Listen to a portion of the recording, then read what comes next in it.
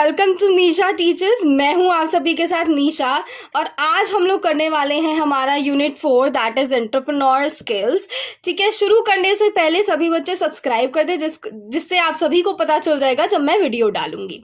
Okay, सो ये जो chapter है ये भी आपका 2 मार्क्स का आएगा। बेसिकली एम्प्लॉयबिलिटी स्किल्स में आपके सारे ही चैप्टर जो हैं वो 2 मार्क्स के आएंगे। बट प्रीवियस जब हमने बोर्ड के क्वेश्चन पेपर देखे थे तो हमने देखा था कि एंटरप्रेन्योरशिप्स का जो भी क्वेश्चन था वो आपका सब्जेक्टिव टाइप में भी आया था और एमसीक्यूज में भी आया था। तो ये जो चैप्टर है हमारे लिए इम्पॉर्टेंट है। ओके, तो शुरू करते हैं। सबसे पहले अब एंटरप्रेन्योर्स क्या होते हैं। एंटरप्रेन्योर्स जो भी मतलब इनके दिमाग में जो है ना खुराफात चलता है। बेसिकली ये क्या करते हैं, अगर इनके दिमाग में कोई भी आइडिया आता है, कोई भी एक ऐसा आइडिया आता है जिससे ये इनोवेशन कर सकते हैं, तो वो उस आइडिया को क्या है यूटिलाइज करने की पूरी कोशिश करते हैं। तो ये क्या कर रहे हैं, यहाँ पे ये इनोवेशन को आइडेंटिफाई करते हैं और जो भी अपॉर्चुनिटी है उसको सीज करने की कोशिश करते हैं।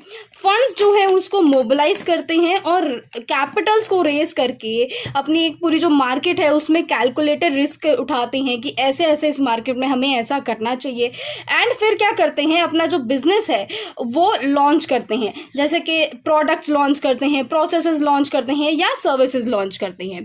ठीक है, तो ये क्या है, ये एंटरप्रेन्योर्स है। अब एंटरप्रेन्योरशिप क्या होती है, अब एंटरप्रेन्योरशिप डेवलपमेंट क्या होता है। बेसिकली ये एक प्रोसेस है जिसमें क्या हो रहा है, एंटरप्रेन्योरल स्किल्स जो हैं वो एनहांस होती हैं एंड जो नॉलेज है ये स्ट्रक्चर ट्रेनिंग और इंस्टीट्यूट बिल्डिंग प्रोग्राम से और बेहतर होती है। तो हमारी जो गवर्नमेंट है उनने भी ये ऐसा एक हमारा डेवलपमेंट या इंस्टीट्यूट कह लो वो बनाया है, जिससे जो है ना जो भी एंटरप्रेन्योर्स हैं वो अपनी ट्रेनिंग कर सकते हैं, जिसके बारे में हम आगे पढ़ने वाले हैं। अब ये जो एंटरप्रेन्योरशिप डेवलपमेंट है ये क्या करता है, ये इंडिविजुअल पे फोकस करता है। ऐसे इंडिविजुअल फोकस करता है जो अपना बिजनेस को स्टार्ट करना चाहता है या एक्सपैंड करना चाहता है। ठीक है, तो जो भी हमारे एंटरप्रेन्योर्स हैं जो अपने आगे डेवलपमेंट करना चाहते हैं तो ये क्या करते हैं, ये प्रॉमिसिंग एंटरप्रेन्योर्स होते हैं जो कि एज अ रोल मॉडल जो है हमारी कम्युनिटी में, हमारी सोसाइटी में as a role model, as a mentor पेश आते हैं। ठीक है, तो हमारा जो ये एंटरप्रेन्योरशिप डेवलपमेंट प्रोग्राम है ना ये ऐसे डिज़ाइन किया जाता है जिससे जो भी हमारे एंटरप्रेन्योर्स हैं जो एस्पायरिंग हैं, जो आगे बनना चाहते हैं, वो नए नए जो बिजनेस अपॉर्चुनिटी है उनको रिकग्नाइज करें, उनको नए नए जो इनोवेटिव तरीके हैं उनको डिज़ाइन कर सकें, उनको अप्लाई कर सकें। ठीक है, और जो भी इनके जैसे लोकल कंडीशन है, फॉर एग्जाम्पल कोई भी जो व्यक्ति है अगर वो गाँव में अपना कोई बिजनेस शुरू करना चाह रहा है तो वहाँ गाँव के हिसाब से जो भी कंडीशंस है, जो भी रिसोर्सेज है, वो वहाँ के कंडीशंस या रिसोर्सेज को यूज करके अपना बिजनेस बना सके। ठीक है, तो अब ये जो बिजनेस अपॉर्चुनिटी है ये किस पे बेस्ड होती है, ये अलग अलग जो स्पेसिफिक मार्केट है, हमारी मार्केट कैसी हो सकती है, हमारी मार्केट हो सकती है फूड की मार्केट हो सकती है या क्लोथिंग मार्केट हो सकती है। तो उस स्पेसिफिक मार्केट के जो सर्विस होते हैं ना, जो भी सर्विस होते हैं वो एडवाइस प्रोवाइड करते हैं किसको, एंटरप्रेन्योर्स को। एंड इन्हीं सर्विस के बेसिस पे वो क्या है अपना बिजनेस और बेहतर बना पाते हैं।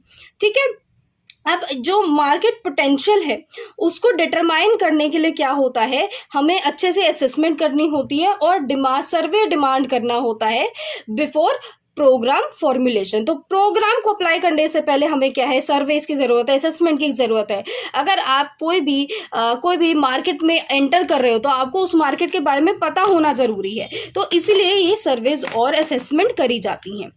ठीक है, अब क्या हो गया, training in entrepreneurship development needs to include support for. अब 4 तरीके के सपोर्ट हैं, मेरे ख्याल से 3 है, यहाँ पे 3 लिखे हैं। 3 तरीके के जो ट्रेनिंग डेवलपमेंट की ज़रूरत होती है, सपोर्ट की ज़रूरत होती है। सबसे पहला है आपका एंटरप्रेन्योरशिप ओरिएंटेशन एंड अवेयरनेस। तो सबसे पहले आपको अवेयरनेस दी जाती है या इस बेसिक चीज़ में आपको एंटरप्रेन्योरशिप की ओरिएंटेशन और अवेयरनेस दी जाती है कि ये क्या होता है, कि इसके क्या फ़ायदे हैं, एक्सेट्रा एक्सेट्रा। फिर development of competency necessary to recognize a market opportunity and organize resources to meet it. तो यहाँ पे क्या है, हमारी जो नॉलेज है, स्किल्स हैं, हैं, एटीट्यूड है, इनको क्या किया जाता है, इनको डेवलप किया जाता है। ऐसे डेवलप किया जाता है, यानी मतलब बेसिकली डेवलप कर रहे हैं हम, मार्केट अपॉर्चुनिटी जो है उसको देखते हुए डेवलपमेंट हो रहा है आपकी नॉलेज का, स्किल्स का, एटीट्यूड का। एंड इनसे जो है हमें जो भी रिसोर्सेज की ज़रूरत होती है मार्केट के हिसाब से, उसको देखते हुए क्या है यहाँ पे हमारा डेवलपमेंट होता है। फिर सी पे जब आते हैं तो सी क्या है, हमारा जो बिजनेस परफॉर्मेंसेस है ग्रोथ के लिए, कॉम्पिटिटिवनेस के लिए, उसको इम्प्रूव किया जाता है। ठीक है। फिर motivation besides increasing need for achievement of potential entrepreneurs also help them develop coping ability, tolerance to ambiguity and influencing capability. ठीक है। अब यहाँ पे ये वाला जो पॉइंट है ये आपका इंपॉर्टेंट आ जाता है। यहाँ पे हमारी जो गवर्नमेंट है उनने ये बेसिकली ये जो है इंस्टीट्यूट खोला है, जिससे जो भी नए नए एंटरप्रेन्योर्स हैं और जो भी एंटरप्रेन्योरशिप में डेवलपमेंट करना चाहते हैं उनके लिए है ये इंस्टीट्यूट। तो ये इंस्टीट्यूट क्या है, national institute for entrepreneurship and small business development is a primary organization of the Ministry of Skill Development and Entrepreneurship। तो हमारी ministry of skill development and entrepreneurship ने ये वाला इंस्टीट्यूट खोला। ठीक है। इसमें क्या कराते हैं, इसमें ट्रेनिंग दी जाती है, कंसल्टेंसी दी जाती है एंड रिसर्च कराया जाता है, रिसर्च करते हैं, जिससे एंटरप्रेन्योरशिप एंड स्किल डेवलपमेंट को क्या है और बेहतर करा जाता है और प्रमोट करा जा सके। ओके। सो जो मेजर एक्टिविटी है इस इंस्टीट्यूट में क्या होती है, जो भी ट्रेनर्स हैं उनको ट्रेनिंग कराई जाती है, मैनेजमेंट डेवलपमेंट प्रोग्राम्स कराए जाते हैं, एंटरप्रेन्योरशिप कम स्किल डेवलपमेंट कराया जाता है, एंटरप्रेन्योरशिप डेवलपमेंट प्रोग्राम जो है और उसके साथ साथ क्लस्टर इंटरवेंशन जो है वो सारी चीज़ें कराई जाती हैं। ओके। अब हम अपने सेशन 1 पे आते हैं। सेशन 1 पे हम समझेंगे कि एंटरप्रेन्योरशिप क्या होता है और एंटरप्रेन्योर कौन होता है। तो हमारा जो एंटरप्रेन्योर शब्द है ये French word entrepreneur, I hope ये ऐसे ही प्रोनाउंस होता हो, इधर से यानी ये जो पॉइंट है ये इंपॉर्टेंट है। अगर आपको पूछा जाए कि एंटरप्रेन्योर क्या होता है, व्हाट डिफाइन एंटरप्रेन्योर, तो आप जो है अपना डेफिनेशन सबसे पहले ऐसे शुरू कर सकते हो कि ये इस शब्द से डिराइव हुआ है एंड इस शब्द का मतलब होता है टू अंडरटेक। ठीक है। जो कोल है, एक कोई हमारे बंदे हैं जिनने डिफाइन किया है, Cole defines entrepreneurship as a purposeful activity to initiate, maintain and aggrandize profit oriented business. ठीक है। तो ये जो डेफिनेशन है हम नीचे भी पढ़ने वाले हैं, काफ़ी डेफिनेशन अलग अलग लोगों ने दी है, अलग अलग फील्ड के लोगों ने दी है, वो इंपॉर्टेंट होंगी यहाँ पे डेफिनेशन, और ये आप डेफिनेशन सारी लिख के आ सकते हो। ठीक है। फिर आते हैं स्टीवनसन एंड जरीलियो जो है ने एंटरप्रेन्योरशिप को डिफाइन किया कि ये एक ऐसा प्रोसेस है जहाँ पे कोई भी एक इंडिविजुअल जो है वो ऐसी अपॉर्चुनिटी को परस्यू करता है बिना ये, देखो कोई भी अगर एक इंडिविजुअल है ना, तो वो यहाँ पे क्या कर रहा है, वो कोई इंडिविजुअल है, इसको अपना बिजनेस खोलना है, तो चाहे इसके पास कोई भी रिसोर्सेज हो या ना हो, उसके बिना भी ये क्या है अपना बिजनेस शुरू करता है। अब यहाँ पे बिजनेस फॉर एग्जांपल यहाँ पे इसके रिसोर्सेज, पैसे नहीं है इसके पास, ठीक है, बिजनेस खोलने के पैसे नहीं है, तो यहाँ पे ये क्या नहीं जुगाड़ कर सकता है, यहाँ पे ये लोन लेके अपना बिजनेस खोल सकता है। अलग अलग स्कीम्स जो है गवर्नमेंट प्रोवाइड करती है, वो स्कीम्स में अपना नाम डाल के अपना बिजनेस खोल सकता है। तो यानी ऐसे एंटरप्रेन्योर्स क्या हो गए, ऐसे इंडिविजुअल हो गए जो अपॉर्चुनिटी को सीज करने की पूरी कोशिश करते हैं, चाहे इनके पास अभी करंटली वो रिसोर्सेज हो या ना हो। ओके। तो अब एंटरप्रेन्योरशिप को हम एक और तरीके से डिफाइन कर सकते हैं, that is an economic process where an idea is generated or an opportunity created, defined, developed and implemented while being exposed to uncertainty to realize a profit by effective utilization of resources। तो यहाँ पे ये इसका मैंने पूरा मतलब लिख रखा है। देखो, तो इकोनॉमिक क्या हो गया हमारी, एंटरप्रेन्योरशिप क्या हो गई, एंटरप्रेन्योरशिप हमारी हो गई, एंटरप्रेन्योरशिप हमारी क्या हो गई, एक इकोनॉमिक प्रोसेस हो गया। एक इकोनॉमिक प्रोसेस जहाँ पे हमारा कोई एक आइडिया जो है वो जनरेट होता है। ठीक है। जब हमारा आइडिया जनरेट हो जाता है तो उस आइडिया को हम इम्प्रूव करते हैं और बेहतर बनाते हैं। उसको जब हम बेहतर बना देते हैं तो उसको क्या किया जाता है, उसको डेवलप किया जाता है, और फिर डेवलपमेंट के बाद क्या किया जाता है, उस आइडिया को हम क्या है इम्प्लीमेंट कर देते हैं। जब हम इम्प्लीमेंट कर देते हैं तब हमारा बिजनेस बन जाता है। ठीक है, अब ये सब ध्यान रखते रखते क्या होता है, रिस्क और अनसर्टेनिटी के बावजूद प्रॉफिट कमाने की कोशिश होती है। ठीक है, यानी कोई भी बिजनेस आप शुरू करोगे तो वहां पे रिस्क होती है, अनसर्टेनिटी होती है, बट उसके बावजूद क्या है, हम प्रॉफिट कमाने का सोचते हैं। तो ये जो है, इसको अगर मैं शॉर्ट फॉर्म में बताऊं तो क्या हो रहा है, आइडिया डेवलप हो रहा है, आइडिया हमारे दिमाग में आ रहा है, आइडिया के बाद क्या हो रहा है, आइडिया डेवलप हो रहा है, फिर उस आइडिया के बाद जब वो डेवलप हो जा रहा है तो हम उसको इम्प्लीमेंट करते हैं, यानी वो अब हमारे प्रोडक्ट बन गया है। तो जब इम्प्लीमेंट हो जाता है तो हमें प्रॉफिट या लॉस जो है मिलना शुरू हो जाता है, depending on the product and the market. Okay, तो अब जो इकोनॉमिक्स जो है हमारे, वो क्या बोलते हैं, एक एंटरप्रेन्योर कौन हो गया यहाँ पे, ऐसा व्यक्ति हो गया जो रिसोर्सेज लाता है, लेबर लाता है, मटेरियल या दूसरे एसेट लाता है, और उनको क्या है, उनको प्रॉफिट मेकिंग कॉम्बिनेशन में रिजल्ट इनका जो है प्रॉफिट मेकिंग कॉम्बिनेशन बना देता है। साइकोलॉजिस्ट क्या बोलते हैं, साइकोलॉजिस्ट बोलते हैं कि एंटरप्रेन्योर एक ऐसा पर्सन है जो कि ये साइकोलॉजिकल फोर्स से ड्रिवन होता है, और जहाँ पे इसका ना अंदर से होता है कि मैं कुछ क्रिएट करूँ, या कुछ मैं ऑब्टेन कर सकूँ, या मैं कुछ अटेन कर सकूँ। ठीक है, सोशियोलॉजिस्ट क्या बोलते हैं, सोशियोलॉजिस्ट बोलते हैं कि जो एंटरप्रेन्योर है वो एक ऐसा पर्सन है जिसके जो एक्शंस हैं वो सोशल स्टेटस को डिटरमाइन करेंगे, एंड ये जो व्यक्ति है ये सोसाइटल डेवलपमेंट में भी क्या है, कंट्रीब्यूट करेगा और बेहतर होगा। ठीक है, और इसके साथ साथ जो मैनेजमेंट गुरुज हैं ये बोलते हैं कि जो एंटरप्रेन्योर्स है कि ऐसा पर्सन है जिसके पास एक विजन होता है, और ये जो है अपने विजन से एक एक्शन प्लान जनरेट करता है और उसको फिर अचीव कर लेता है। ठीक है, आते हैं कैरेक्टरिस्टिक्स ऑफ एंटरप्रेन्योरशिप। ठीक है, यहाँ पे एंटरप्रेन्योर की हम बात नहीं कर रहे हैं, यहाँ पे एंटरप्रेन्योरशिप की बात कर रहे हैं। Make sure you read it properly. ठीक है, ये आपको कैरेक्टरिस्टिक्स जो हैं ये पता होनी चाहिए। तो कुछ कैरेक्टरिस्टिक्स क्या है, एंटरप्रेन्योरशिप क्या होगी, सबसे पहले जब हमने डेफिनेशन पढ़ी थी तो हमने देखा था कि एंटरप्रेन्योरशिप क्या है, एक इकोनॉमिक एक्टिविटी है, ऐसी एक्टिविटी है जो कि क्रिएट करती है, डेवलप करती है और प्रॉफिट ओरिएंटेड ऑर्गेनाइजेशन को क्या है, मेंटेन करती है। फिर क्या है, सेकंड पॉइंट पे जब हम आते हैं तो कोई भी अपॉर्चुनिटी को आइडेंटिफाई करते हैं, ऐसी अपॉर्चुनिटी होती है ये जो कि हमारे जो मार्केट में क्या है, ये मार्केट में सेल हो सके, एंड उसको बेचने के बाद क्या है, हम एक प्रॉफिट बना सके। ठीक है, it deals with optimization of in utilization of resources. तो हमारे पास जो भी रिसोर्सेज हैं उसको पूरी तरीके से हम यूटिलाइज कर सके, उसको पूरी तरीके से हम क्या है, यूज कर सके। चौथी है हमारी, it is the ability of an enterprise and an entrepreneur to take risk, यानी कोई भी जो एंटरप्रेन्योर है उसको रिस्क जो है वो लेनी पड़ेंगी। ठीक है, अब एंटरप्रेन्योरशिप क्या है, बहुत लोग मानते हैं जो एंटरप्रेन्योरशिप है ये आर्ट और साइंस दोनों है। ठीक है, दोनों मानी जाती हैं। अगर कोई भी सब्जेक्ट को अगर हम साइंस मानते हैं तो उसमें क्या होना चाहिए, अगर कोई भी सब्जेक्ट साइंस है तो उसमें स्टेप वाइज प्रोग्रेशन होना चाहिए कि स्टेप टू स्टेप आपका प्रोसीजर बताया जा रहा है। अच्छा, जैसे कि केमिस्ट्री या फिजिक्स हो जाता है हमारा, ये जो स्टेप्स है ये आपको फॉलो करने ही करने होते हैं अगर आपको एक स्पेसिफिक रिजल्ट चाहिए।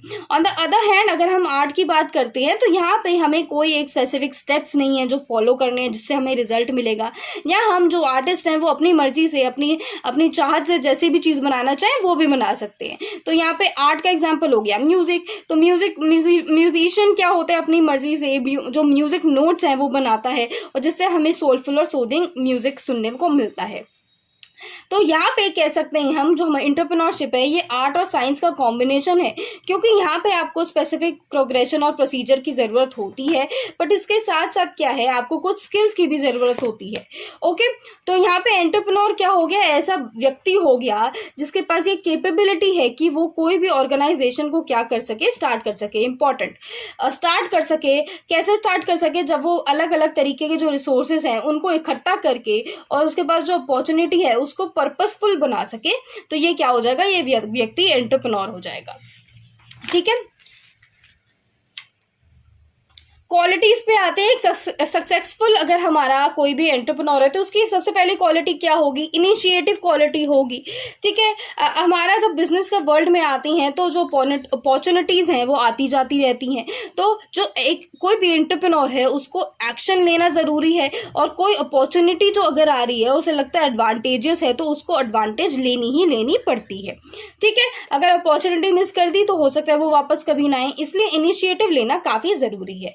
अब उसके साथ साथ क्या है, सेकंड पॉइंट पे आते हैं, विलिंगनेस टू टेक रिस्क। तो कोई भी बिजनेस में क्या है, रिस्क तो होता ही होता है, आपको याद रखना होगा कि रिस्क हर चीज़ में होता है। तो जो भी कोई एंटरप्रेन्योर है उसको जो है वो ध्यान रखना है कि रिस्क इस चीज़ में हो सकता है, बट रिगार्डलेस दैट उसको वो रिस्क उठानी होगी अगर उसको प्रॉफिट चाहिए। ठीक है, तो यहाँ पे it implies that it is not necessary that every business shall earn a profit. This deters individual to take up risk and start a business. However, an entrepreneur always volunteers to take risks to run a business and be successful. ठीक है, third पे आती हैं ability to learn from experience. तो देखो हर कोई mistakes करता है, हर कोई गलतियां करता है, बट आपको कोई भी एंटरप्रेन्योर जो है, कोई भी व्यक्ति जो है, उसको अपनी गलतियों से सीखना होता है जिससे वो जो है आगे चल के वो गलतियां ना कर सके। और यहाँ पे एंटरप्रेन्योर की बात कर रहे हैं तो यहाँ पे ध्यान रखना है अगर कोई एरर हो गया है तो वापस वो ना हो, जिससे हमें हैवी लॉसेस जो हैं वो ना हो।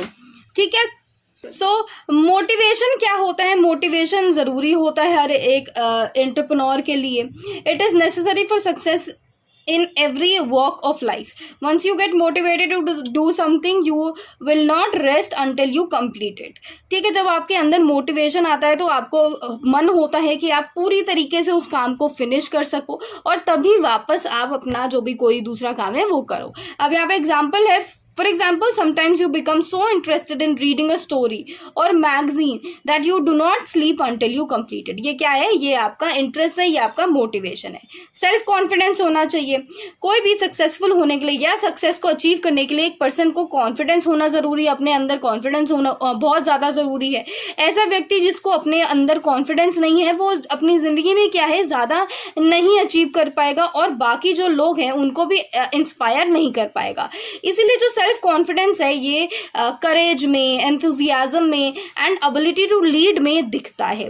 ठीक है, कोई भी जो सक्सेसफुल एंटरप्रेन्योर बनना चाहता है उसके अंदर सेल्फ कॉन्फिडेंस होना चाहिए। फिर आते हैं हार्ड वर्क में।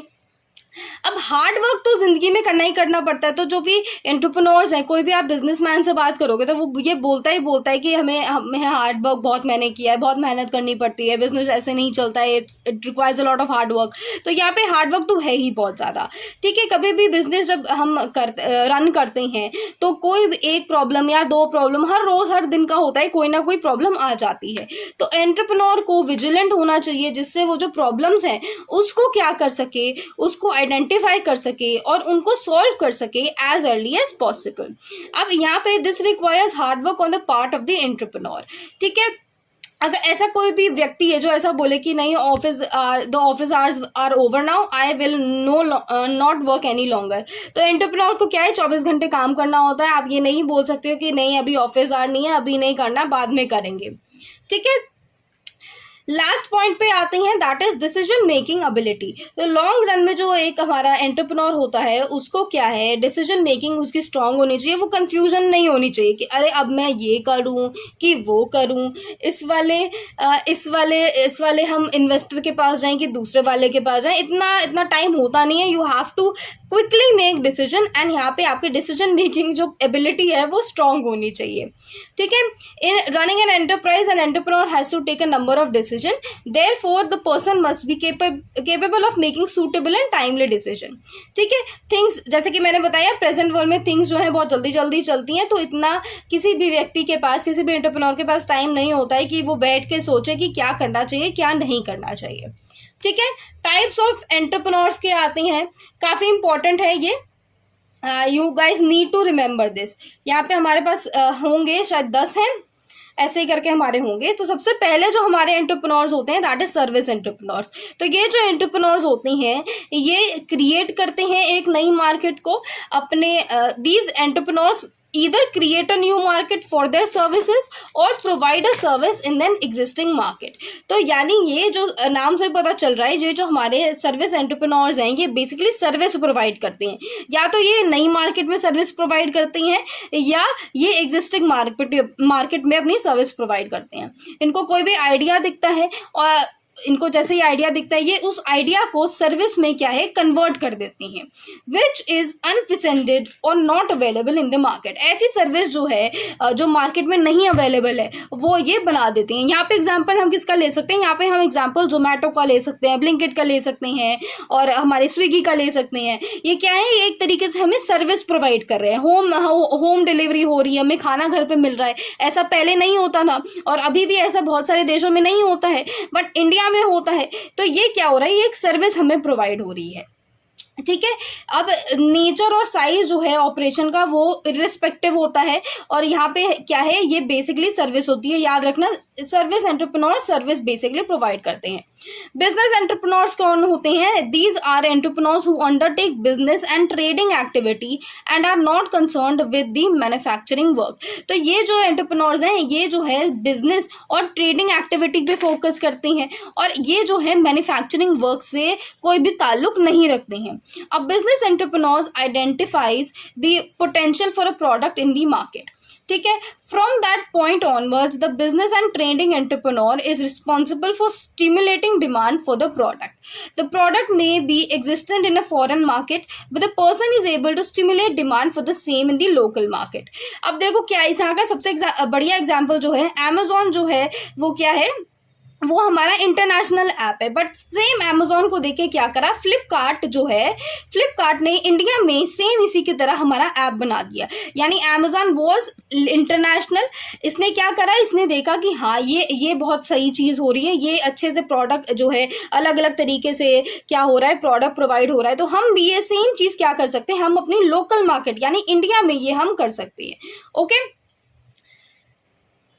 इंडस्ट्रियल एंटरप्रेन्योर्स पे आते हैं। तो इंडस्ट्रियल एंटरप्रेन्योर क्या होता है, ये बेसिकली एक मैन्युफैक्चर होता है जो कि क्या करता है, कस्टमर्स की नीड्स को आइडेंटिफाई करता है और ऐसे प्रोडक्ट या सर्विसेज क्रिएट करता है जो कि उन्हें सर्व कर सके। ठीक है, यानी इंडस्ट्रियल एंटरप्रेन्योर्स क्या हो गए, बेसिकली मैन्युफैक्चरर्स हो गए जो कि देखते हैं कि कस्टमर्स की क्या नीड्स है एंड उसी नीड्स के अकॉर्डिंग ये प्रोडक्ट या सर्विसेज क्रिएट करते हैं।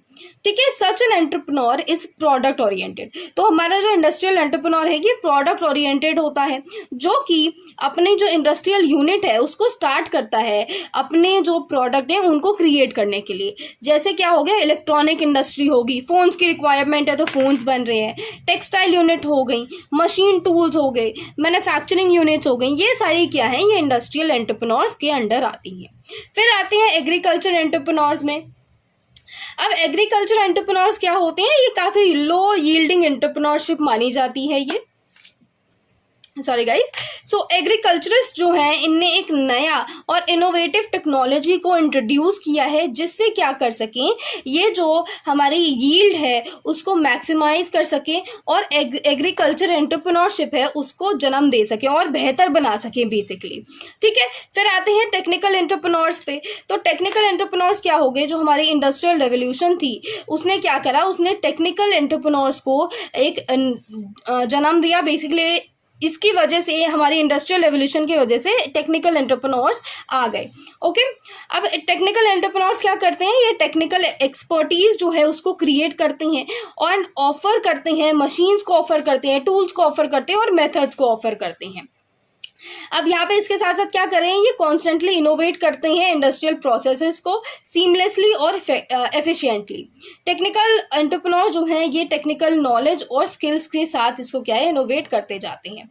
नॉन टेक्निकल एंटरप्रेन्योर्स क्या होते हैं, ये क्या है, ये जो एंटरप्रेन्योर्स होते हैं इनके पास क्या है, एक्सपर्टीज होती है सर्विसेज को प्रोवाइड करने में, ऐसी मार्केट को क्रिएट करने में फॉर टेक्निकल एंटरप्रेन्योर्स। यानी नॉन टेक्निकल एंटरप्रेन्योर्स क्या कर रहे हैं, टेक्निकल एंटरप्रेन्योर्स के लिए क्या कर रहे हैं, एक्सपर्टीज दे रहे हैं इनको। ठीक है, अब ये जो नॉन टेक्निकल एंटरप्रेन्योर्स होती हैं इनकी जो एक्सपर्टीज होती है नॉन टेक्निकल एस्पेक्ट होती है किसी भी प्रोडक्ट या सर्विसेज की। यानी ये जो नॉन टेक्निकल एंटरप्रेन्योर्स हैं ये कोई भी मैन्युफैक्चरिंग प्रोसेस से इनका कोई ताल्लुक नहीं होता है एंड इनका जो मेन काम होता है ये तब होता है जब मैन्युफैक्चरिंग प्रोसेस हो गया हो। ठीक है, यानी यहाँ पे भी लिखा है they are not concerned with the manufacturing process but have more to do with before and after the manufacturing process.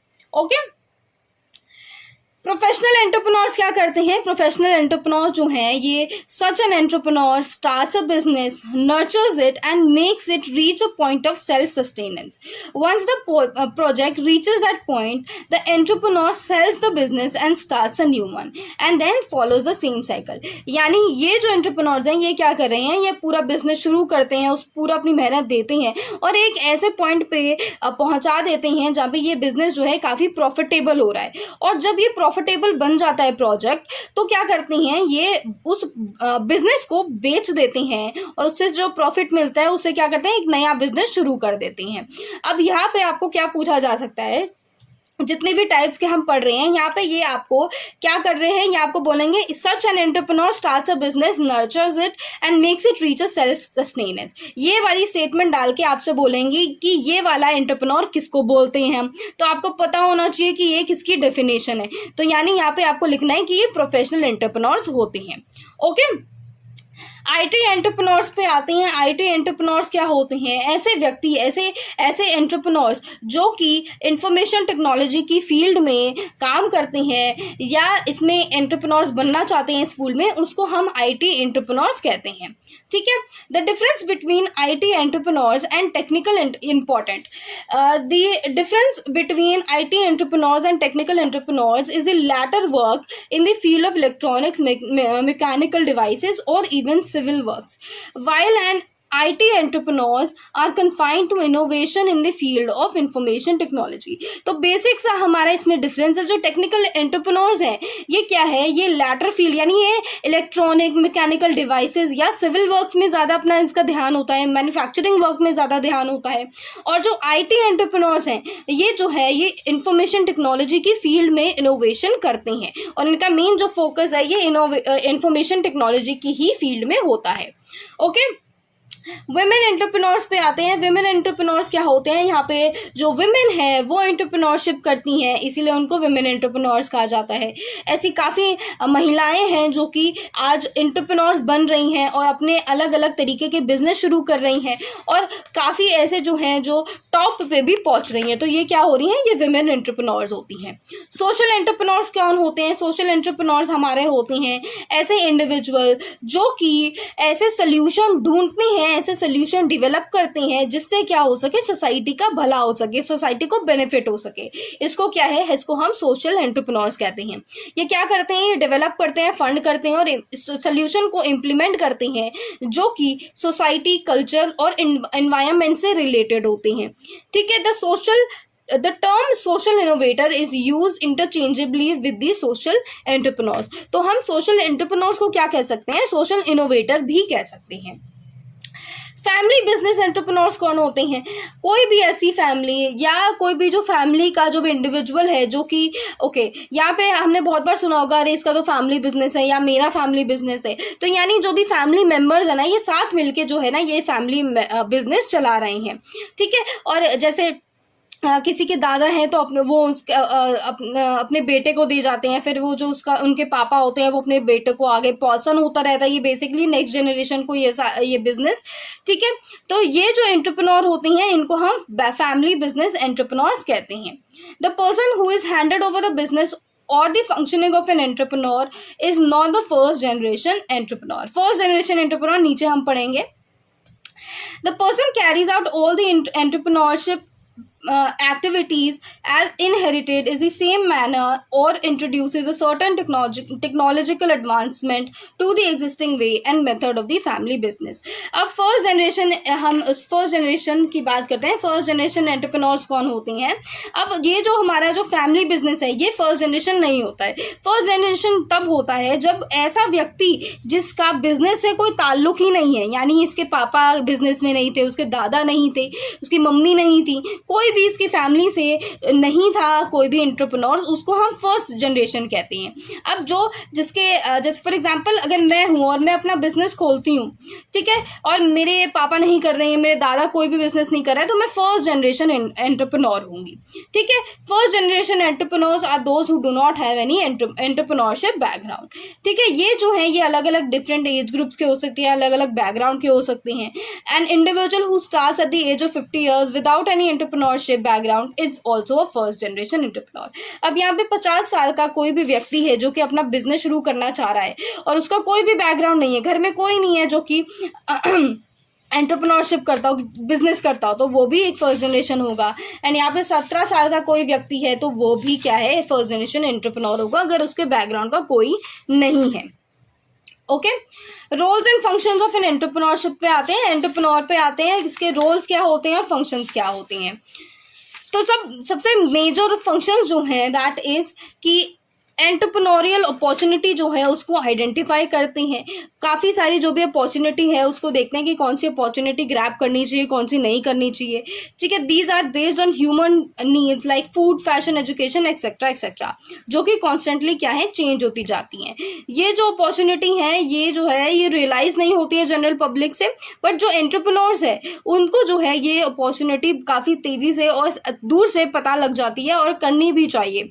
ठीक है, okay, this is the first role and function of an entrepreneur. Second पे आते हैं, जो भी ideas हैं उनको action में लेना है। कोई भी जो एंटरप्रेन्योर है उसका अगर उसके दिमाग में कोई आइडिया आ रहा है तो उसको वो रियलिटी में कैसे बदलना है उसको वो आना चाहिए। कौन सी इन्फॉर्मेशन कलेक्ट करनी है, आइडियाज़, प्रोडक्ट, प्रैक्टिसेस, जिससे क्या कर सके, मार्केट में डिमांड क्रिएट कर सके। थर्ड है फीजिबिलिटी स्टडी। एंटरप्रेन्योर्स क्या है, ऐसी स्टडीज़ को कंडक्ट करते हैं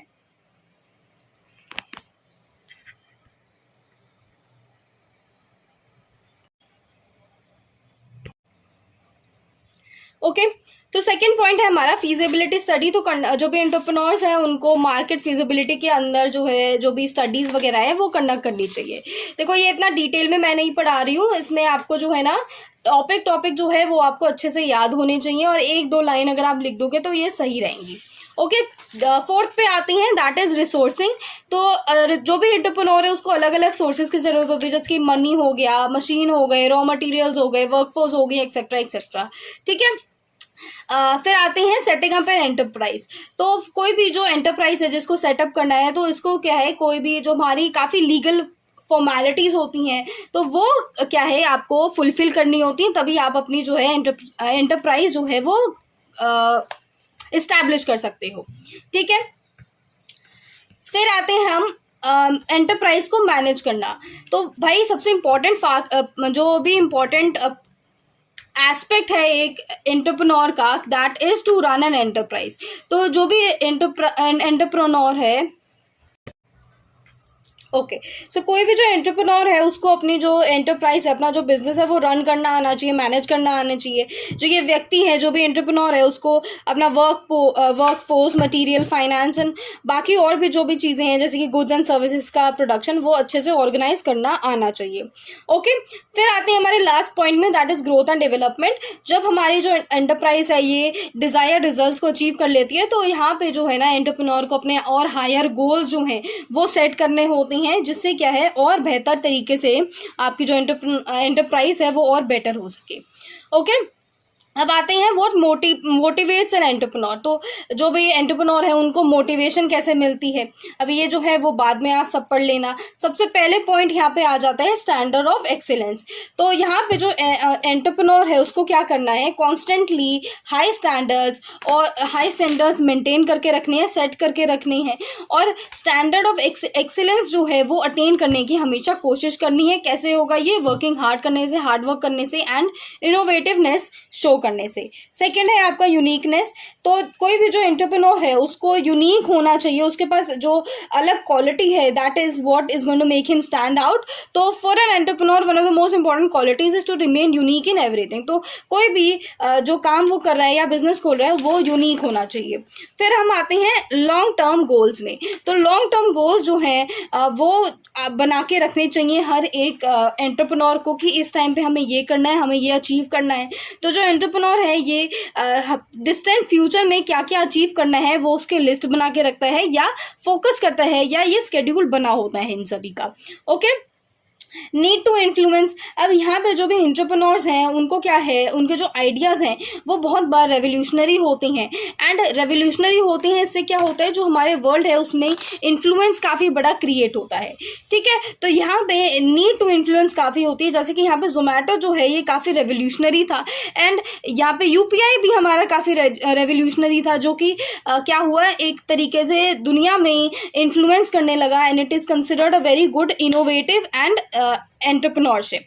ओके, ये वाला जो भी पार्ट है ये वी आर स्किपिंग, क्योंकि this is only and example यहाँ पे, बट ये वाला जो हमारा पॉइंट है ये मैं करा देती हूँ। तो अ वेज एम्प्लॉयड पर्सन ऐसा व्यक्ति है जो कि कोई भी इंडिविजुअल या ऑर्गेनाइजेशन के लिए काम करता है, एंड उसी ऑर्गेनाइजेशन में काम करने के उसके पैसे मिलते हैं। ओके, बेसिकली जो भी जॉब्स वगैरह होती हैं, कोई भी एम्प्लॉयड पर्सन है वो हर महीने जिसको सैलरी मिलती है, that is a wage employed person. और ओके, दिस इज इम्पॉर्टेंट। ये जो है ये क्या है, ये डिफरेंस आपसे पूछा जा सकता है कि वेज एम्प्लॉयड पर्सन और एक एंटरप्रेन्योर में डिफरेंस क्या होता है। तो जो एंटरप्रेन्योर है वो एक सेल्फ एम्प्लॉयड पर्सन है जो कि अपने बिजनेस को और बेहतर करने के लिए रिस्क उठाता है और नए आइडियाज उठाता है। एंड जो और जो वेज एम्प्लॉयड पर्सन है वो बेसिकली क्या है, एंटरप्रेन्योर के लिए काम करता है। ओके, चलते हैं नीचे। Identifying opportunity and risk taking. तो जो भी एंटरप्रेन्योर्स हैं, जो भी एस्पायरिंग एंटरप्रेन्योर्स हैं, वो अपनी जो नई बिजनेस अपॉर्चुनिटी है उनको आइडेंटिफाई करते हैं, एंड उसके पोटेंशियल और रिस्क को कैसे ये आइडेंटिफाई करते हैं। सबसे पहले तो ये देखते हैं कि कम्युनिटी कंसर्न्स क्या होते हैं। यहाँ पे यहाँ पे ये जो भी इश्यूज़ हैं, कोई भी कंसर्न्स हैं उसको देखते हैं, एंड उसमें जो है ये जो भी कंसर्न्स आ रहे हैं उसको सॉल्व करने की कोशिश करी जाती है, आइडेंटिफाई करी जाती है कि कैसे हम इस आइडिया को सॉल्व कर सकते हैं या कैसे इसको और बेहतर बना सकते हैं। फिर हमारा यहाँ पे क्या आता है, पर्सनल एक्सपीरियंस आता है। जो भी एंटरप्रेन्योर हैं वो क्या कर सकते हैं, अपने आइडियाज से, अपने एक्सपीरियंस से कोई जो भी चीज़ें उनके प्रॉब्लम्स आ रही हैं उसको सॉल्व कर सकें। अगर आप एंटरप्रेन्योर बनना चाहते हो तो आपको जो है ना पर्सनल स्टोरीज जो है जो भी सक्सेसफुल एंटरप्रेन्योर्स की है उनको सुनना चाहिए और उनसे जो है लेसन्स लेने चाहिए कैसे कैसे इनने काम करा।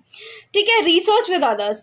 तो अगर आपको जो भी आप अगर चाहते हो कि सब आपको पसंद करें तो आपको क्या करना है, आपको सोशल ग्रुप्स में इन्वॉल्व होना है, जैसे कि लोकल स्टार्टअप ग्रुप जो है उसमें इन्वॉल्व होना है, जिससे आप जो अपने जैसे और एंटरप्रेन्योर से बात करोगे तो आपको क्या है और आइडियाज़ आएंगे और आप और बेहतर हो पाओगे।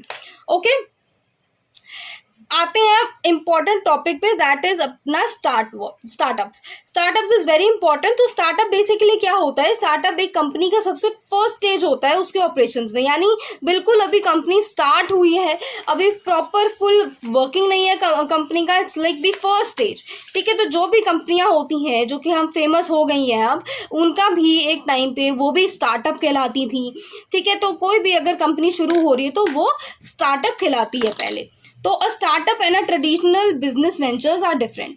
ठीक है, तो अब जो स्टार्टअप है और ट्रेडिशनल बिजनेस है ये दोनों ही डिफरेंट होते हैं। ओके, तो जो स्टार्टअप होता है ये फाउंडर्स जो हैं इसको फाइनेंस करते हैं until the business gets off the ground and gets outside finance and investment. So this is important. तो स्टार्टअप क्या होता है, स्टार्टअप जो भी फाउंडर्स हैं उसको फंडेड करते हैं जब तक जो बिजनेस है तब ग्राउंड पे नहीं आ जाए, अपने आप खुद अर्निंग होने लगे, उसकी अच्छा नाम हो जाए, तब तक जो है फाउंडर्स इसको फाइनेंस करते हैं। ओके, सो यहाँ पे हम कुछ पॉइंट्स पढ़ते हैं। Startups can be started with minimum investment. तो मिनिमम इन्वेस्टमेंट से स्टार्टअप शुरू हो जाते हैं। अब तो गवर्नमेंट भी काफ़ी सारे स्कीम्स और चीज़ें लाती हैं जिससे आप लोन ले सकते हो गवर्नमेंट से और उससे स्टार्ट कर सकते हो। तो जो भी स्टार्टअप्स हैं ये एक आइडिया या टेक्नोलॉजी या टेक्नोलॉजी ड्रिवन सोल्यूशंस पे काम करती हैं ज़्यादातर। ठीक है, फॉर एग्जाम्पल देखो यहाँ पे a lot of startup have started online food delivery, या एग्जाम्पल हम दे रहे थे, with the help of robust app they partner with food service provider restaurants and help in the home delivery of food, यानी जोमेटो वगैरह की यहाँ पे हम बात कर रहे हैं। उसके साथ साथ क्या हो रहा है, नेक्स्ट पॉइंट जब हम आते हैं, स्टार्टअप्स क्या करता है, फाइनेंशियल इन्वेस्टमेंट जो है वो सीक करता है पर ये जो है स्मॉल बिजनेसेस से थोड़ा अलग होता है। यहाँ पे जो हमारे स्टार्टअप्स हैं ये कैपिटल पे ज़्यादा रिलाई करते हैं, जैसे कि एंजल इन्वेस्टर्स हो गए, वेंचर कैपिटल फर्म्स हो गई, इस पे ज़्यादा फोकस करते हैं। और जो हमारे स्मॉल बिजनेस जो हैं ये लोन्स और ग्रांट्स पे फोकस करते हैं। ओके, तो मेन डिफरेंसेस क्या हो रहा है कि startups Capitals, ventures capital firms में फोकस करते हैं and small business basically loans लेके शुरू करते हैं। ठीक है, तो हमारा जो इंडियन काफ़ी स्टार्टअप्स हैं उनने भी ग्लोबल इन्वेस्टर से काफ़ी फंडिंग रिसीव करी है, जिससे वो काफ़ी फेमस हो पाए हैं। ओके, सो नेक्स्ट पॉइंट आता है स्टार्टअप्स जो है, स्टार्टअप्स एक इनोवेटिव आइडिया से आते हैं। At the same time they like to guide and mentor, they like to get guidance and mentoring from an expert. Okay, let's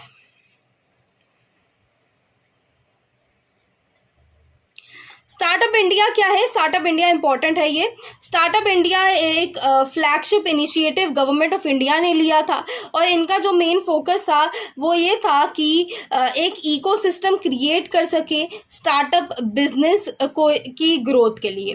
ठीक है, स्टार्टअप पॉलिसी जो है ये अलग अलग स्टेज जो है वो अपने हिसाब से फॉर्मुलेट करते हैं। इस स्कीम के अंदर जो भी नए नए स्टार्टअप्स हैं इंडिया के अंदर, वो regulatory and tax benefit, capital gain exemption as well as access to government funding, ये सारी चीज़ें क्या है हमारे जो भी स्टार्टअप इंडिया में अपना नाम डालते हैं उनको ये सारी चीज़ें मिलती हैं। This is important. Okay, let's check the progress. Salman tries new ideas as a tailor in garment factory. Salman is a dash, क्या होगा यहाँ पे?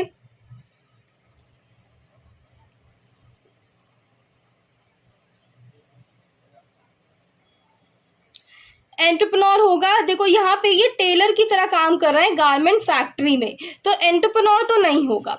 लेबरर कह सकते हैं, वी वोंट से कि ये लेबरर है। ओके, वेज एम्प्लॉयड पर्सन यहाँ पे ये होना चाहिए। नॉन स्किल वर्कर तो है ही नहीं, क्योंकि ये क्या है, ये एक टेलर है, काम कर रहा है as a tailor in a garment factory. Okay, second पे आते हैं। सेकंड क्या है हमारा? Prashant works for Surabhi who is a business woman.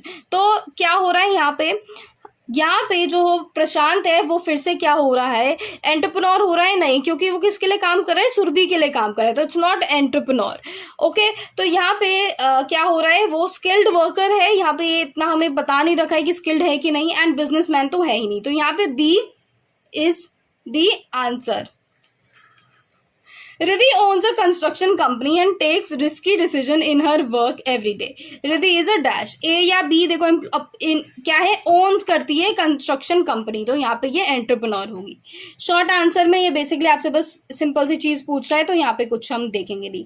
Barriers to entrepreneurship में आते हैं, तो यहाँ पे हम क्या है, कुछ ऐसे ऑब्स्टिकल्स की बात कर रहे हैं जो कि क्या है, एक हमारे ना क्या बोलते हैं, ऑब्स्टिकल्स, बैरियर्स हो गए, ऐसे ऐसे रुकावटें हो गई जो कि हमें फेस करनी पड़ती है एज एन एंटरप्रेन्योर। तो सबसे पहला जो है आपका वो है एनवायरमेंटल बैरियर्स।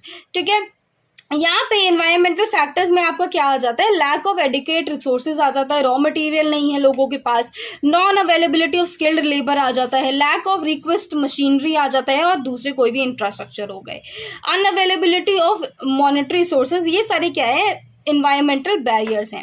अब ये जो बैरियर्स हैं ये आप ओवरकम कर सकते हो जब आप मार्केट को अच्छे से पढ़ सको, रिसर्च कर सको और मार्केट सर्विस वगैरह ये ले सको। तो यहाँ पे इंपॉर्टेंट पॉइंट है द इंडियन गवर्नमेंट जो है इसने काफ़ी सारे स्कीम्स लेके आई हैं ये स्मॉल स्केल एंटरप्रेन्योर्स के लिए, जैसे कि गवर्नमेंट मुद्रा योजना होगी, क्रेडिट गारंटी स्कीम होगी, स्टैंड अप इंडिया स्कीम हो गई। ये कुछ स्कीम है जिससे आप इन बैरियर्स को ओवरकम कर सकते हो। सेकंड बैरियर क्या है आपका, नो और फैकल्टी फॉल्टी बिजनेस प्लान। तो अगर आपका कोई भी ढंग का बिजनेस प्लान नहीं है तो इससे क्या हो सकता है, आपके जो भी बिजनेस है उसमें काफ़ी बड़ी रुकावट आ सकती है, अपने गोल्स को क्या है आप जो है रीच नहीं कर सकते। इसलिए अच्छा सा एक्शन प्लान बनाना काफ़ी इंपॉर्टेंट यहाँ पे हो जाता है। पर्सनल बैरियर्स पे आते हैं। पर्सनल बैरियर्स क्या है, आपकी खुद की कोई आपके अंदर सेल्फ कॉन्फिडेंस नहीं है, या ऐसी कोई भी और जो दूसरी चीज़ें हैं जो कि आप खुद अपने उसमें नहीं कर पा रहे हो, या आपके अंदर काफ़ी फियर है कि ये चीज़ अगर मैं करूँगा, रिस्क नहीं ले पा रहे हो, अगर मैं ये करूँगा तो गलत हो जाएगा, एक्सेट्रा एक्सेट्रा, ये आपके क्या है, पर्सनल बैरियर्स हैं। ठीक है, इसके साथ साथ सेकेंडली क्या हो जाता है, सूटेबल टीम भी ना मिलना आपका क्या है, एक पर्सनल बैरियर हो जाता है। ठीक है, फिर आते हैं हम सेल्फ डाउट पे। कोई भी ऐसा व्यक्ति है जो कि जिसके अंदर अपने बहुत सेल्फ डाउट है, एंड वो जो है मोटिवेशन, उसके अंदर मोटिवेशन की कमी है या लैक करता है वो मोटिवेशन, जिससे वो अपने गोल्स को अचीव नहीं कर पा रहा है, this is considered as self doubt. तो सेल्फ डाउट कब आते हैं, सेल्फ डाउट कब तब आता है जब हमें अपने अंदर भरोसा ना हो, अपनी एबिलिटीज पे भरोसा ना हो। Okay okay, let's go. और forming a team and team work. तो टीम और टीम वर्क बनाना काफ़ी ज़्यादा ज़रूरी होता है। ऐसे लोग ढूंढना है और उनको ट्रेन करना जिससे आप जो है अपने बिजनेस को और बेहतर बना सकते हो। तो ऐसे लोग मिलना काफ़ी मुश्किल होता है, and it is a difficult task, और इस टास्क में काफ़ी लंबा टाइम भी लग जाता है। तो एज एन एंटरप्रेन्योर आपको ऐसे लोग ढूंढने हैं जो कि आपके जैसा सोचते हो और आपकी टीम में बनना चाहते हो, और बेटर आपकी टीम में आपको और बेहतर बनाना चाहते हो। प्रोग्रेस चेक करते हैं। मैच द फॉलोइंग हम नहीं कर रहे हैं, मल्टीपल चॉइस क्वेश्चन करते हैं। Mary believes that she will not have the ability to work with a team when she starts a business. The barrier she is facing is what. इसमें से कौन सा बैरियर फेस कर रही है? यहाँ पे गेटिंग कैपिटल तो यहाँ पे है नहीं। रिस्क टेकिंग, यहाँ पे वो रेडी है रिस्क लेने के लिए। यहाँ पे सेल्फ डाउट वो फेस कर रही है। Syed knows what business he wants to do but does not know what steps he has to take to get it running. The barrier stopping him is building the right team, lack of plan, risk taking. देखो right team तो तब होगी जब उसको पता है कि क्या करना है हमें, तो ये नहीं होना चाहिए, एंड यहाँ पे रिस्क भी वो लेने को तैयार है कि ऐसे ऐसे हमें करना है, बट यहाँ पे जो बैरियर है that is lack of plan. Planning अच्छे से नहीं करी है, इसलिए इसको नहीं पता है कि क्या स्टेप्स होने चाहिए। थर्ड पे आते हैं, Harish has a rug business in India. He wants to start exporting drugs to Canada but does not know if they would sell there. The barrier he is facing is okay. तो यहाँ पे हमारा होगा ए self doubt. आते हैं अब हम session 3 में, दैट इज एंटरप्रेन्योरियल एटीट्यूड्स। तो एंटरप्रेन्योरियल, ये देखो ऊपर का तो ये इतना कुछ खास नहीं है, यहाँ पे आ जाते हैं हम। सबसे पहले तो एंटरप्रेन्योरियल एटीट्यूड जो है, बेसिकली एटीट्यूड यहाँ पे हम जान रहे हैं कि एंटरप्रेन्योर्स का एटीट्यूड कैसा होना चाहिए। एंटरप्रेन्योर्स का जो एटीट्यूड है, अब जो एटीट्यूड है वो क्या है, एक तरीका है जिससे आप किसी भी चीज़ को थिंक करते हो या फील करते हो किसी चीज़ के बारे में। ठीक है, अब ये आपका एटीट्यूड जो है वो पॉजिटिव हो सकता है, नेगेटिव हो सकता है, अच्छा हो सकता है, बुरा हो सकता है। तो ये कैसा भी आपका एटीट्यूड होता है। तो जो भी एंटरप्रेन्योर है उनका एटीट्यूड जो है एक वेज एम्प्लॉयड पर्सन से अलग होता है, और जो भी वेज एम्प्लॉयड पर्सन है उनको अपने जॉब के बारे में सोचना है, पूरी कंपनी के बारे में नहीं सोचना है। बट जो हमारे एंटरप्रेन्योर्स हैं उनको अपनी पूरी कंपनी के बारे में सोचना है, इसीलिए इनका जो एटीट्यूड है वो काफ़ी मायने रखता है। तो यहाँ पे ये काफ़ी इम्पॉर्टेंट है। तो जो भी एंटरप्रेन्योर है उनके ये सारी स्किल्स या ये इनका बेसिक सा एटीट्यूड होना चाहिए। सबसे पहले जो है, देखो जो भी हमारे एंटरप्रेन्योर्स हैं उनकी सबसे पहले इंटरपर्सनल स्किल्स होनी चाहिए, जिससे वो क्या है आपस में जो भी उनके एम्प्लॉयज़ हैं उनके साथ काम कर सके। फिर उन्हें इनिशिएटिव लेना आना चाहिए, जिससे क्या हो सके वो चार्ज ले सकें, यानी एज अ लीडर एक्ट कर सकें, एंड कोई भी जो सिचुएशन है उसमें अच्छे से एक्ट कर सकें। डिसीसिवनेस होनी चाहिए, जिससे जल्दी और प्रॉफिटेबल डिसीजन बना पाएँ, ले पाएँ। ऑर्गेनाइजेशन स्किल्स होनी, देखो ये जो चार्ट है ना, ये ऐसा ही आप बना के आ सकते हो अगर आपसे पूछा जाए कि एंटरप्रेन्योरियल एटीट्यूड क्या होता है, तो you can make this exact chart. काफ़ी अच्छा चार्ट है। ठीक है, ऑर्गेनाइजेशन स्किल्स होती हैं, इसमें आपको टाइम, एनर्जी और रिसोर्सेज जो हैं वो प्रॉपर तरीके से यूज़ करने हैं, जिससे आप जो है टाइम का सबसे ज़्यादा फ़ायदा उठा पाओ। एंड प्रिजर्वेंस होनी चाहिए, जिससे आप जो है ना कोई भी जो चीज़ है उसको करते रहो, चाहे वो कितनी भी डिफ़िकल्ट हो, फिर भी आपके अंदर ये एबिलिटी है कि उस चीज़ को आप कर सको। ठीक है, ये 2 क्वेश्चन है, ऐसे क्वेश्चन आपके आ सकते हैं। इंटरपर्सनल स्किल्स क्या होती हैं, ऐसा एग्जांपल बता दो जहाँ पे आपने अपनी इंटरपर्सनल स्किल्स दिखाई थी, या ऐसे एग्जांपल बता दो जहाँ इंटरपर्सनल स्किल्स यूज होती हैं। ऐसे क्वेश्चन आ सकते हैं। ओके, यहाँ पे सबसे पहले हम देखते हैं the ability to continue to do something even when it is difficult is called dash, initiative, organisational skills या प्रिजर्वेंस। तो यहाँ पे अभी जस्ट हमने पढ़ा है प्रिजर्वेंस, इसका आंसर होगा। Okay, the ability to act in a situation before others do is dash interpersonal skills, initiative या perseverance. यहाँ पे interpersonal skills क्या था, जब आप आपस में और लोगों के साथ काम कर सकते हो. initiative यहाँ पे आपका आंसर होना चाहिए. the ability to work with others is organization skills, interpersonal skills या initiative. तो यहाँ पे interpersonal skills आपका जवाब होगा. Okay, करते हैं शुरू हम अपना session 4, that is entrepreneurial competency. ये चार्ट काफ़ी इंपॉर्टेंट है. ये बेसिकली क्या है, जो हमने सेशन 3 में पढ़ा है ना, उसी को काफ़ी ज़्यादा लंबे तरीके से इनने बताया है यहाँ पे. ओके, तो यहाँ पे क्या हो रहा है, सबसे पहले तो आप ये फिगर देख लो. यहाँ पे फिगर 4.2 काफ़ी इंपॉर्टेंट है. ये मैं फिगर 4.2 आप सभी को समझाती हूँ. तो डिसीजिवनेस आप कैसे कर सकते हो, जब आप खुद को जानते हो, आप खुद को जानते हो और आप अपॉर्चुनिटी जो है उसको आइडेंटिफाई कर सकते हो, उस अपॉर्चुनिटी को एनालाइज करते हो और कोई भी प्रॉब्लम जब आती है उसको सॉल्व कर सकते हो. That is when you become a decisive person. फिर आता है हमारा इनिशिएटिव. तो यहाँ पे क्या है, आपको रियलाइज करना है कि आपको एक्शन लेना है. बिलीव कि जो आपने एक्शन लिया है वो आप एक्शन काम कर सकते हो. And in the end you have to take action. Interpersonal skills में क्या आ जाता है, लिसनिंग आ जाता है, पॉजिटिव बॉडी लैंग्वेज आता है, पॉजिटिव एटीट्यूड आता है और स्ट्रेस मैनेजमेंट आता है. प्रिजर्वेंस आता है. प्रिजर्वेंस में क्या है, not giving up, working hard and learning from your failures. Organisation skills जो है उसमें time management, goal setting, efficiency and managing quality. अब जो हम आगे पढ़ने वाले हैं, इन्हीं के जो भी यहाँ पे चीज़ें लिखी हैं, यही सारी चीज़ें हम आगे पढ़ेंगे. तो सबसे पहला जो हमारा पॉइंट है दैट इज डिसीजिवनेस. तो यहाँ पे ये आपकी डेफिनेशन है. डिसीजिवनेस क्या होता है, एक एबिलिटी होती है जिससे आप प्रॉफिटेबल और क्विक डिसीजंस ले पाते हो. ठीक है. फिर जो डिसीजननेस है, ये क्या है, काफ़ी ज़्यादा इंपॉर्टेंट एट्रीब्यूट है किसी भी बिजनेस वेंचर का. यहाँ पे आप अपॉर्चुनिटी को देखते हो और उस पर काम करते हो. ठीक है.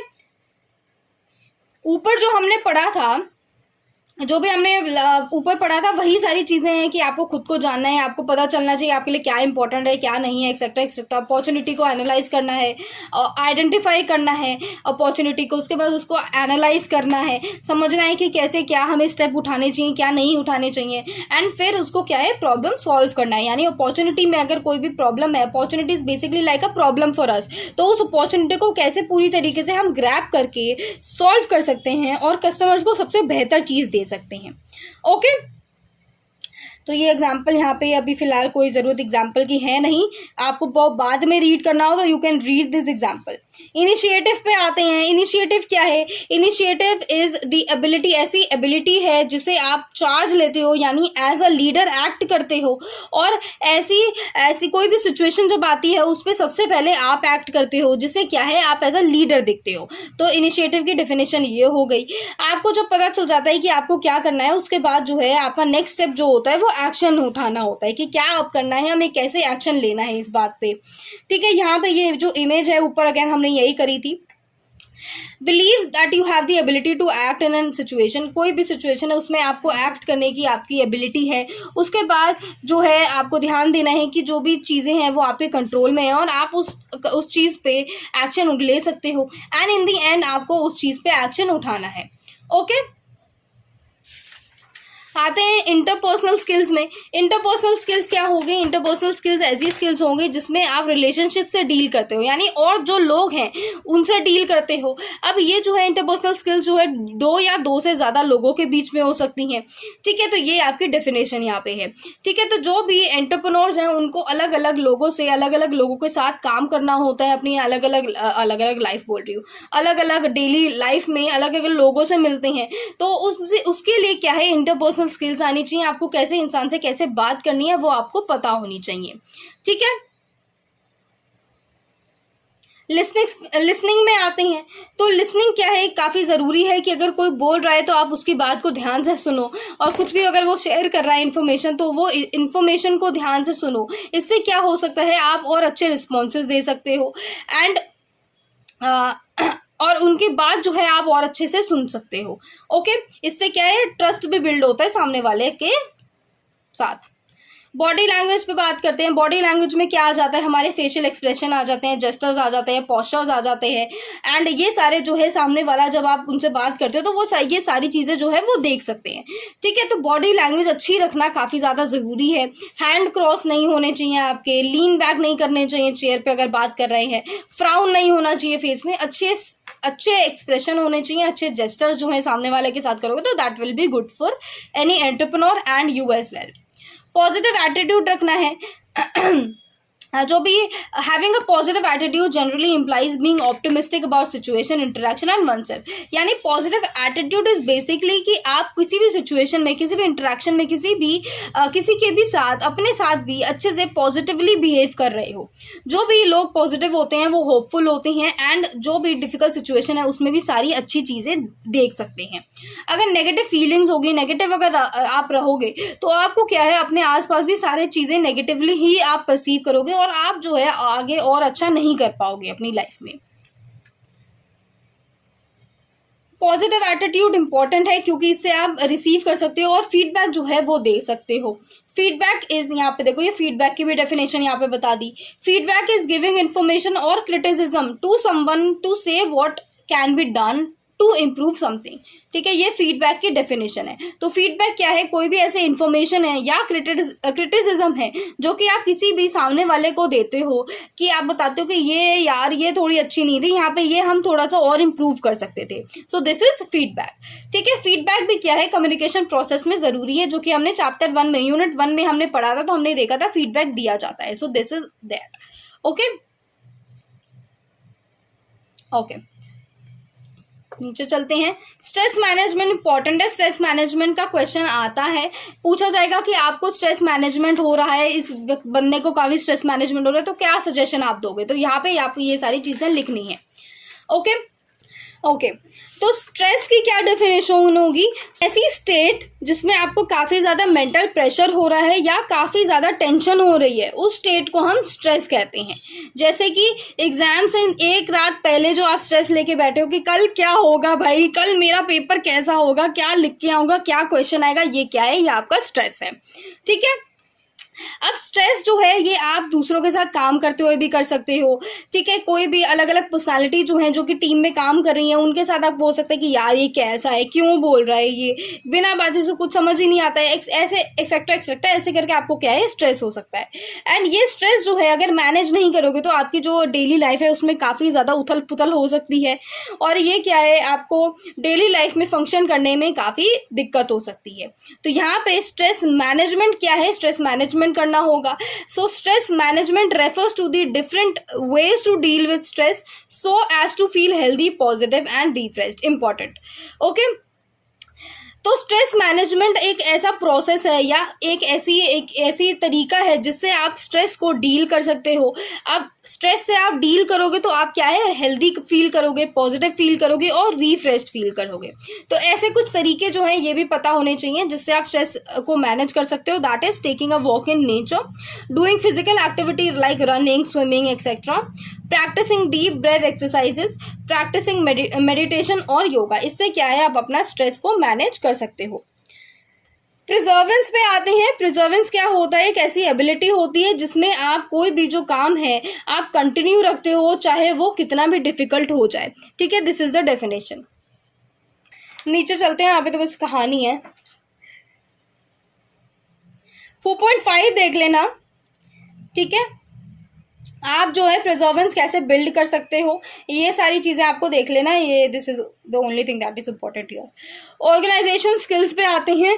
ऑर्गेनाइजेशन स्किल्स क्या होती हैं, ऑर्गेनाइजेशन स्किल्स ऐसी एबिलिटी होती है जिसमें आप जो है अपने टाइम का बिल्कुल अच्छे से इस्तेमाल करते हो, अपनी एनर्जी का सही से इस्तेमाल करते हो और जो भी रिसोर्सेज हैं उनका आप ढंग से इस्तेमाल करते हो जिससे आप अपने गोल्स तक पहुँच पाते हो।